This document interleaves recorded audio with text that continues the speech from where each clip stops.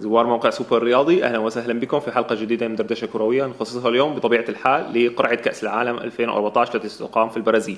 معي من الزملاء خلدون موسى، نبيل يعقوبي ومحمد عواد.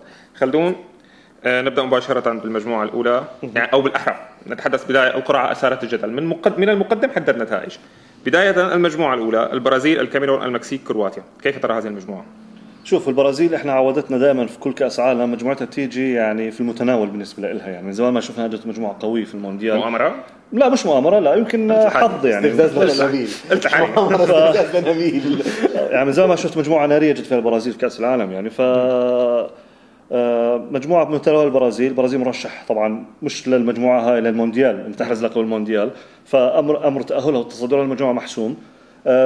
تيجي عاد الكرواتيا يعني إلها ادفانتج اعلى شوي على المكسيك والكاميرون اللي ما بمروا بافضل حالاتهم منتخبين، ولكن ما بستبعد يعني تكون هناك مفاجأة يعني من الكاميرون او المكسيك، يعني حظوظ متقاربة بين ثلاث منتخبات. بس افضليه لكرواتيا بحكم الخبرة والسمعة يعني. شو نبيل، عجبتك القرعة ولا ما كتير؟ لا عجبتني القرعة. عجبك دور 16 طيب؟ لا أنا متفائل. لا عجبني قرعة الدور الأول. متفائل بوجود الكاميرون معنا بالمجموعة، كانت بال94 موجودة مع البرازيل فازت كأس العالم. فوز الكاميرون أو المكسيك أو كرواتيا التأهل، أنا بعتبر البرازيل على الأغلب حتأهل متصدرة للمجموعة، ويكون من الجيد لها أنه تفوز أول مباراتين، تضمن فارق أهداف كبير عشان تضمن صدارة المجموعة، ممكن تريح بعض من اللعيبة بالمباراة. هي أول مباراة لها مع كرواتيا يعني، لأنه بيستناها دور صعب بالدور الثاني، بعدين نحكي عنه. بس فوز كرواتيا أو المكسيك أو الكاميرون أنا بختلف مع خلدون، ما في أي مفاجأة. الفرق كلها أنا بحطها بنفس الليفل، حتى كرواتيا تأهلت بالملحق الأوروبي أيضا، مش ما تأهلت مباشرة. والمكسيك أنت بدك تعتبر أمريكا الجنوبية، المكسيك ضمن أمريكا الجنوبية مش بس أمريكا الوسطى، يعني بتلعب تقريبا قارتها، وجماهيرها دائما إذا بيلعبوا أوروبا نص الاستاد بيكون جماهير مكسيكية، فما بالك بالبرازيل حيكون 3/4 جماهير مكسيكية. فأعتقد إنه الحظوظ حتكون متساوية. أعتقد الحلقة الأضعف هي الكاميرون. توافق هذا الكلام؟ طبعا البرازيل حتصدر، لا تتصدر. توافق إنه الكاميرون هي حلقة أضعف؟ الكاميرون مش مقنعة من أيام روجيه ميلا، هو المونديال الوحيد اللي التعب وبعدها لعبوا بسمعته. يعني عشان نكون صريحين عمرهم ما أقنعوني بأي مونديال بعده. البرازيل طبعا أكيد لازم تجيب 9 نقاط، بس اللي بتوقع إنه المجموعة مش زي ما إحنا شايفين، إنه البرازيل حتسحق الكل. البرازيل حتعاني مع كرواتيا، حتفوز بصعوبة على كرواتيا، ممكن تفوز 2-1 3-1، ممكن تفوز على المكسيك بصعوبة، مش سهلين هذول. كرواتيا اجمالا فريق مزعج دائما. ايوه بالضبط، كرواتيا دائما اي فريق بيلعب معها بتغلب، يعني كرواتيا بينها وبين انهم يطلعوا اسبانيا بكاس اوروبا 2012 كانت راس ركايتش يجي جول وكانوا حيطلعون. زعجت البرازيل نفسها بال 2006. كرواتيا فريق منزعج، والمكسيك منتخب متعود على هذا الستايل يلعب ضد البرازيل وهذا الاسلوب. الكاميرون مشكله المنتخب هذا يعني انه عنده لاعبين بس ما شفنا منه منتخب، سنين طويله ما شفنا منه منتخب. لا ايتو ولا غير ايتو، ولا ايتو بجزء من اسوء، يعني زي ما يعني ايتو وصلت فيه الامور الناس تتهموا انه بيخون المنتخب مش اكثر. فلا مجموعه واضحه، يعني البرازيل. نبيل كان سعيد امبارح اثناء القرعه لانه ضمن الصداره قبل ما تبلش المجموعه. اوكي، فهي صداره مضمونه. راح نشوف اذا عضل فرق. لا بس انا متفق مع واد، انا ما حكيت مجموعه سهله، فرق وسط الافضليه للبرازيل. بس ما كان يعني البرازيل ما اجى لفريق سهل، ما اجى لاستراليا ولا شيء انه خلص تحكي حتفوز 5. لا المكسيك كمان على فكره المكسيك متمرس على البرازيل، يعني المكسيك دائما بيسبب عقده بالنسبه للبرازيل. على كل الاحوال يعني هي بدايه رؤيه صعبه رح تكون بدور 16، لانه المجموعه الثانيه اسبانيا، تشيلي، استراليا، هولندا. خلدون يعني طبعا من النظره الاولى يعني الكل بيحكي انه اسبانيا وهولندا على الدور الثاني يعني، بس بتفرق هي الصداره لمين حتكون. ولكن انا عندي نقطه، يعني طبعا هي منطقيا هيك، ولكن انا عندي يعني احساس وعلى ضوء ما شفته من تشيلي في التصفيات انه ممكن انها تلعب دور تكون حصر اسود هاي المجموعه، يعني ممكن تخطف تعادل من احد المنتخبين، ممكن تفوز على احد المنتخبين، ما بتعرف كيف ظروف المجموعه. هي ازعجت اسبانيا بال 2010 يعني. طبعا لا تشيلي انا بتوقع لها انها تلعب دور في المجموعه هاي. استراليا طبعا الحلقه الاضعف حتكون حصاله اهداف، يعني استراليا ابرز نجومها بس استراليا ما كانت بزمانه حصاله اهداف، لانه كان ابرز نجومها اعتزلوا. الجيل الذهبي لاستراليا في تاريخ منتخب استراليا اعتزل من الدفاع للوسط للهجوم، فعندهم هسه شباب جداد يعني بعزهم كانوا يخسروا 3 و4 في المونديال، فما بالك يعني ما فيش عندهم لاعبين هلا يعني. فاتوقع ان الحلقه الاضعف حتكون حصاله اهداف للمجموعه. تشيلي حيكون لها دور هيك حاسه يعني. طيب نبيل، على سيره تشيلي، رايك لم تظلم تشيلي يعني بنتيجه بالقرعه كاسماء فرق تظلم؟ بس خلينا نحكي، بدك تاخذ انت بعين الاعتبار تشيلي انها اجت مع اسبانيا في اول مباراه، هي تصب لمصلحه تشيلي. عرفت كيف؟ انت لما يكون عندك بطل كاس عالم او فريق كبير مثل اسبانيا يلعب دائما المباراه الاولى لها حسابات ثانيه، فيها حذر شديد. عرفت كيف المباراه هلا لا لحظه، هي المباراه الاولى بيناتهم المفروض اسبانيا وتشيلي، اسبانيا هولندا هم ورا بعض. هون ترتيب عنا عندك ترتيب هي غلط. معناتها كمان تشيلي معناتها تشيلي بالعكس مضروره انها تلعب مع استراليا باول مباراه. هي مشكله تشيلي، الفرق اللي مثل تشيلي يعني اسبانيا وهولندا هيعدوا استراليا بسهوله. الفرق اللي مثل تشيلي هي اللي ممكن تتعثر امام فريق مثل استراليا. يعني ممكن يعرقل لك اسبانيا، ممكن يعرقل لك هولندا، بيروح يتعرقل قدام استراليا. بس ممكن تشيلي تسبب مشكله لكل من يعني لكل هولندا حتسبب لهم مشاكل. حتشوف تشيلي حتسبب لهم مشاكل. اول شيء تشيلي احسن من المونديال الماضي، نتائجها الوديه لما مع الفرق الكبيره ممتازه جدا، بيقدموا ممتاز. في عندها لعيبه نضجوا يعني، مدربها اعقل يعني مش زي بيلسا لدفاعه بالضبط والكسيس سانشيز وفيدال. يعني انت عم تحكي على في اسماء. وبعدين لا تنسى في عامل مهم جدا انه كاس العالم بامريكا الجنوبيه، وفي دائما في نوع بدك تعطي نقطه، اذا بدك تعطي نقاط بدك تعطي نقطه لتشيلي انها عم تلعب بقارتها. فرق امريكا الجنوبيه بامريكا الجنوبيه قويه جدا. طيب محمد، يعني هلا اول مباراه هي اسبانيا وهولندا مثل ما حكينا، ريحت الاثنين فينا نقول. بس انه انت كان في عندك شيء كنت عم تقوله تحت الهواء تشيلي ما عاجبتك كلها بالاساس. يعني استراليا سعيده جدا اي والله. انا يعني ريحت راسها، يعني استراليا اجت وعرفت حالها، يعني جاي تلعب هيك بهدوء. خلاص يعني شو ما صار يصير يعني. هاي اول مره اتوقع في التاريخ بنشوف اول وثاني بالاول حامل اللقب ووصيفه بالعالم. هي هلقت عليها انت انه يعني شيء غريب. هذا دليل انه القرعه كلها فيها نظام تماما. هي انا بدي اسالك مش بس انه بطل ووصيف. انت بتحكي عن هولندا كان من احسن الفرق في التصفيات في كل العالم، هجوميا ودفاعيا وعدد نقاط. هولندا احسن فريق كان بالتصفيات، من احسن الفرق بالتصفيات. واسبانيا كانت منتخب جيد جدا بالتصفيات وجايبه كاس اوروبا. فمنطقيا حتى دوليا منطقيا كيف هذول الاثنين المجموعه، يعني انت بتحكي عن منتخبين بيعيشوا احسن حالات. انا بالنسبه لي من اللي شفته بالتصفيات من هولندا ما بتقل شيء عن اسبانيا، الا انه اسبانيا اسم اكبر ولاعبين اكثر خبره. مع فانجال هولندا شكل جديد، بس في فرق خبره كبير يا محمد. لا في لاعبين خبره موجودين بهولندا، في شنايدر، في روبن، في فان بيرسي. هلا اللي انت تشكيله اسبانيا عم بيلعب حاليا الدوري مختلف. هذول الناس بيخفوا. انت بدكش كل المنتخب يكون خبير، 6-7 خبراء بيخفوا. لا انت عم تحكي مقارنه باسبانيا. باسبانيا فريق كله خبير صحيح، بس هم الخبراء نزلوا مستواهم. يعني بدك تجيب بويول وتلعب تشافي اوكي. بس انا شايف انه هولندا لها نقطه حتى على اسبانيا، ومش هستبعد اشوف هولندا تتصدر واسبانيا تلعب مع البرازيل بالدور الثاني. يعني صراحه مش هستبعد. ليش كده بتحط؟ لا عشان البرازيل حتلعب مع احد المنتخبين، وهذا مش هيك عم بتوعد له بدور ال 16.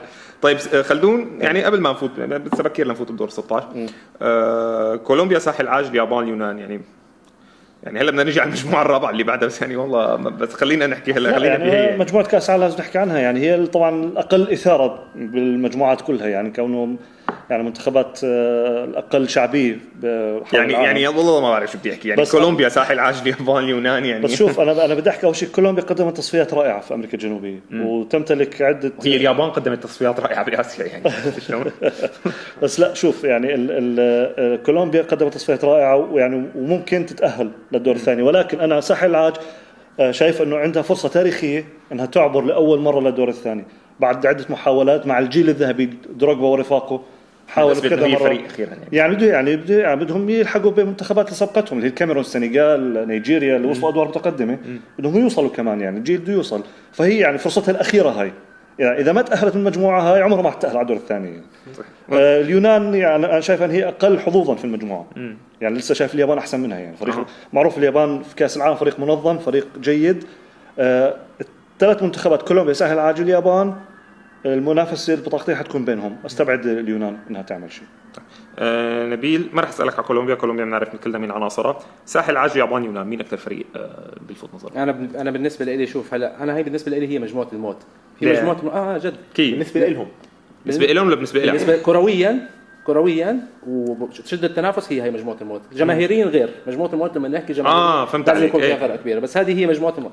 كل الفرق انا ما بستبعد اليونان، بالعكس تماما. يعني اليونان على فكره فريق اللي شفته منظم جدا، عنيد، قوي، قوه بدنيه، ستايل مختلف عن يعني اليونان وساحل العاج. بدك تقسمهم هيك، اليونان ساحل العاج فرق قويه وسرعه، واليونانيين مش سرعه. يعني حبيت وجهه نظرك انه انت لا تقلل ابدا من هاي المجموعه. لا كلهم حظوظهم متساويه. يمكن شوي بعطي انا كولومبيا لانه عم تلعب امريكا الجنوبيه وشفناها كمان بتصفيات امريكا الجنوبيه سوت كويس. يعني يمكن شوي عرفت، بس مجموعه قابله لجميع الاحتمالات، ما فيها مفاجآت. اليونان تأهلت، كولومبيا طلعت، ساحل العاج تأهلت، ما فيها كلهم نفس متساويين. محمد في شغله بس بدي اسالك اياها هلا. نبيل يعني فعليا حكى وجهه نظر حلوه. يعني احنا رح نشوف مواجهه بين فالكاو وديدي دروجبا يعني مو قليله هي المواهب. تمام. هو لا فيها نجوم، المجموعه كلها فيها نجوم يعني. حتى اليونان فيها مهاجم مطلوب لدورتموند اللي هو ميتروغلو اللي لعب كويس في الملحق ولعب كويس حتى مع اولمبياكوس. بس انا بشكل عام يعني المجموعه كلها هاي كاس العالم كل مبارياته تحضر، هاي ميزته يعني. ب 98 مباراه اليابان وجامايكا كانت ملهاش معنى وكانت حلوه، كانت عوارض وفرص، بتشوف اشياء حلوه. هاي ميزه كاس العالم، بتشوف دائما اي مباراه بكاس العالم تحضر حتى لو ممله. بالنسبه لي كولومبيا لها تاريخ اسود، لها تاريخ اسود. ب 94 كانت مرشحه تجيب لقب، طلعت مقتول منها لاعب يعني، طلعت وقتلت لاعب اللي هو اسكوبار يعني. فكولومبيا لها تاريخ اسود، عشان هيك مش يعني مشان هيك بدناش انه نصنفها اعلى. انا براهن على اليابان تتصدر صراحه، براهن على اليابان يعني. انا ما بيلعب معهم كابتن ماجد، اللي بتوقع بدون كابتن ماجد عندهم فكر كابتن ماجد انه ما يستسلموا، تكتيكيا منظمين، مدرب كويس جدا عم بيشتغل معهم. انا مش هستبعد اشوف اليابان تصدر هاي المجموعه، مش هستبعد اشوف اليابان تكون ممكن اول منتخب اسيوي يتصدر مجموعته برا قارته. ومش هستبعد انه خلص نتعود على اليابان لقدام نشوفها دائما بالدور 16. بالنسبه لليونان والساحل العاج وكولومبيا هاي مشكلتها المباراه يعني. كل المجموعه يعني كلهم ممكن يغلبوا بعض يعني. ممكن ندخل بالمباراه الاخيره كلهم معهم 4 نقاط، فرق الاهداف اللي اهلهم كلهم يعني. هذا يغلب هذا يتعادل مع هذا، وهذا يغلب هذا يتعادل مع هذا، تقلب يعني هيك فوضى. الاخير نشوف 4 نقاط فرق الاهداف. اذا دخلنا فرق الاهداف فاتوقع الاقوى هجوميا لازم يكون كولومبيا. فنشوف جاكسون مارتينيز فالكاو وجيمس رودريغيز لازم يكون اقوى هجوميا. طيب معناته بنيجي على المجموعه هلا الرابعه، اوروغواي، ايطاليا، كوستاريكا، انجلترا. يعني كنا عم نحكي بكولومبيا ساحل عاج، اليابان، اليونان، صفينا عم نحكي بثلاثه من افضل منتخبات العالم بمجموعه واحده. طبعا هي مجموعه المفروض انا هون احكي بس يلا ماشي. المجموعه طبعا هي الناريه، اقوى مجموعه في المونديال. انجلترا، بدي احكي عن انجلترا بالاول. انجلترا مع روي هودسون منتخب عقيم تمام، ما بقدم اداء ولا بقدم هجوم، بدافع بس، عباره عن فريق بدافع. اسماء مع روني، مع لامبرد، مع جيرارد، معها، ولكن روي هودسون مش عارف ينظمهم، مش عارف يرتبهم. شفناهم بكاس اوروبا، شفناهم في المباريات الوديه، حتى في التصفيات ما كانوا خارقين بالعاب، بالعكس يعني. فريق انا شايف مع روي هودسون فريق عقيم. فهو كاسم وكنجوم انه ممكن ينافس، ولكن استبعد انه يتاهل يعني. ممكن أوروغواي تفوز عليه. هلا بنيجي على كوستاريكا، طبعا ما فيش حكي، هي الأضعف يعني، حتكون حصالة الأهداف المجموعة. نحكي على أنا برأيي البطاقتين حيكون أوروغواي وإيطاليا. الأوروغواي منتخب عنده طبعا مناش نحكي على هجومهم قوي جدا، وعندهم لسه اللاعبين اللي لعبوا المونديال الماضي لسه موجودين كدفاع وكحارس فريق متمرس ومدربه متمرس جدا. فممكن راح يعذبوا رغم انه طلع بالملحق يعني، ما طلع اوكي. ما هي برضه طلعت تأهلت ملحق البطوله الماضيه يعني، ووصلت دور 4. ايطاليا طبعا هي انا شايفها هي الاقرب لتصدر المجموعه. ايطاليا الاقرب لتصدر المجموعه شايفها هيك. نعم بناء على شو؟ بناء على ايطاليا عندهم نجوم، عندهم سمعه، عندهم وصلوا نهائي اليورو يعني، لعبوا عم بيعانوا بكل مبارياتهم عم بيعانوا، ولكن راح بتوقع يعني ما بستبعد انهم يتصدروا يعني. ما راح يواجهوا مع مشاكل مع انجلترا ولا مع الاوروغواي. اتوقع انه ايطاليا اول، اوروغواي ثاني في المجموعه. طيب نبيل، انا الاوروغواي مجموعه مجموعه حلوه. انا الاوروغواي سوت شيء مهم بالتاهل لنصف النهائي كاس العالم الماضي وفوزها بكوبا امريكا. اللي سوته الاوروغواي انه بطلت هي باقل درجه مثلا من ايطاليا وانجلترا. ممكن كنا لو من زمان نحكي اوروغواي، ايطاليا، كوستاريكا، انجلترا، بنحكي ايطاليا، انجلترا وتحتهم اوروغواي وبعدين كوستاريكا. لا، هلا بتحطهم نفس الليفل، اوروغواي، ايطاليا، انجلترا وبعدهم كوستاريكا. حظوظ متساويه بينهم كلهم. ما بستبعد اوروغواي مثلا تفوز على ايطاليا، تفوز على انجلترا يعني. عرفت اللي حيتعطل؟ اعتقد ممكن اللي يتعطل اذا حدا تعطل من كوستاريكا حتكون خلص برا. ما انظلم يعني، ما فيها ظلم هي المجموعه، فيها ظلم يعني. لمين؟ لاي واحد منهم نخسر. انجلترا شو عملت في كره القدم كمنتخب من سنين، من التسعين ولا شيء. انجلترا بس اسم، لانه دوريها قوي، ما في منتخب. لانه دوريها يعني قوي. خلدون بيقول لك انجلترا مع روي هودسون عقيمه. انجلترا مع روي هودسون زي انجلترا بدون روي هودسون. ما مع كابيلو كانت عقيمه ودائما عقيمه يعني. انا شايف انه الاورجواي ممكن تنطلق. انا الحمد لله الاردن ما تاهلت.